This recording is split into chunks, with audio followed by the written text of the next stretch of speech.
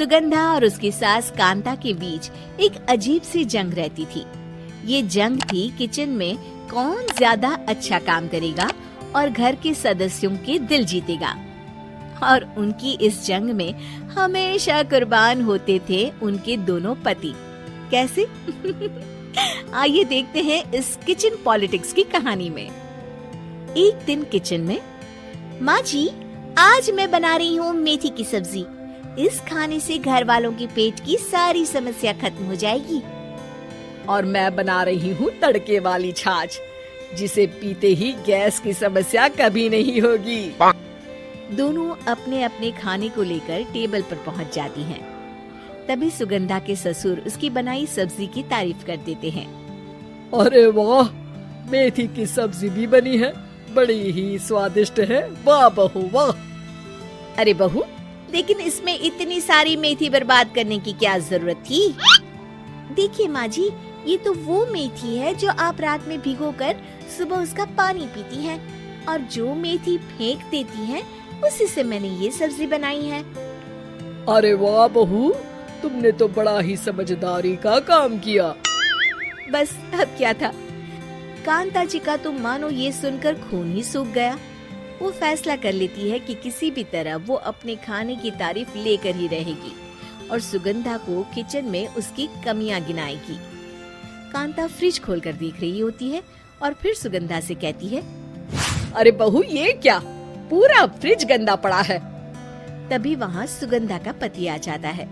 वो सुगंधा को डांट कर कहता है, सुगंधा, तुम्हें कितनी बार कह रखा है कि वायरस फैल रहा है, साफ सफाई का पूरा ख्याल रखना है, लेकिन तुम किचन में इतनी गंदगी रखोगी तो कैसे चलेगा। सुगंधा सास की तरफ देखती है जहाँ वो मुस्कुरा रही होती है। सुगंधा समझ जाती है कि सास ने उससे बदला लेने के लिए ये सब किया है। दोनों रात के खाने की तैयारी में लग जाती हैं।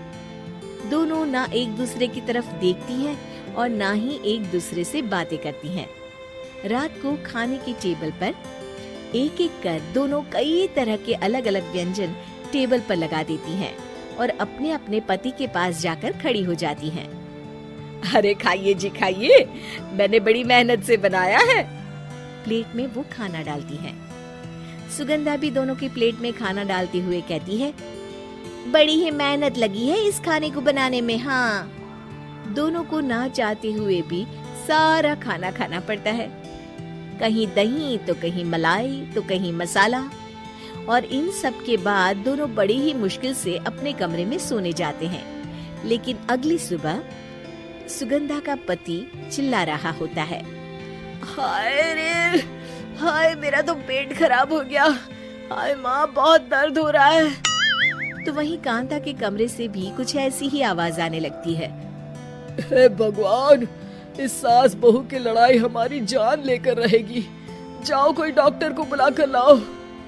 डॉक्टर आते हैं। दोनों को देखकर कांता और सुगंधा से कहती हैं, देखिए, आप दोनों इन्हें खाने में हल्का ही दीजिएगा। हो सके तो रात का खाना जल्दी खाया करें और वॉक किया करें। इतना कहकर डॉक्टर वहाँ से चले जाते हैं। जिसके बाद एक बार फिर से दोनों बहुएं किचन में जाती हैं और खाना बनाने में लग जाती हैं। रात में खाने के टेबल पर दोनों एक बार फिर से खाना लगाने लगती है। पापा जी, मैंने ये पतली मूंग की दाल की खिचड़ी के साथ ये पापड़ और पुदीने की चटनी भी बनाई है। अरे बहू, अभी अभी बेचारे पेट की बीमारी से गुजरे हैं, इतना भारी खाना तो डॉक्टर ने भी मना किया है ना। देखिए, मैंने आप दोनों के लिए सूप बनाया है। और दोनों उन लोगों की प्लेट में खाना डालने लगती हैं। तभी दोनों एक साथ बोल पड़ते हैं, बस करो, हमें माफ करो, हमें नहीं खाना इस घर में ना खिचड़ी और ना ही सूप।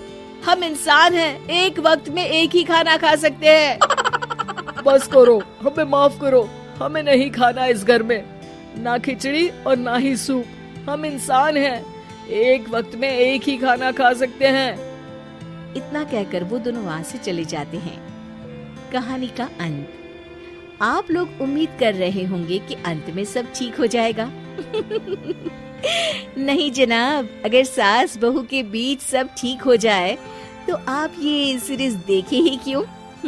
तो मजा लीजिए इस चैनल में सास बहू से जुड़ी कहानियों का, क्योंकि ये ऐसा रिश्ता है जिसकी मिठास उसकी खटास में हमेशा ज्यादा ही रहती है।